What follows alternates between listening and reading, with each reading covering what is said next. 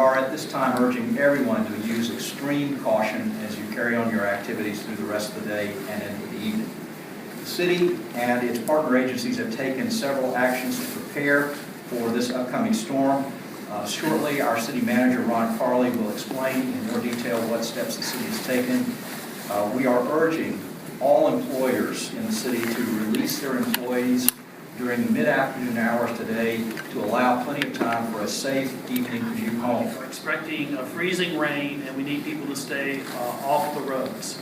Now, in preparing for this, we take a comprehensive and integrated approach. As you can see, we have representatives from all of the city agencies behind me, as well as the county and Duke Power.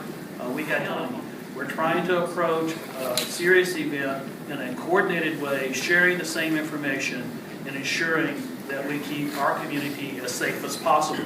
We're asking everybody that once you get home, please stay home tonight.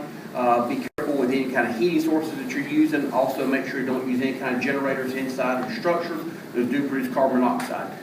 If you do lose power, make sure that you don't use any open flames, and also be aware of your surroundings and stay informed about what's going on around you. So side streets will likely be slippery if we do get the ice event, and with very few exceptions, sidewalks will be untreated. People who are out walking about need to use extreme care.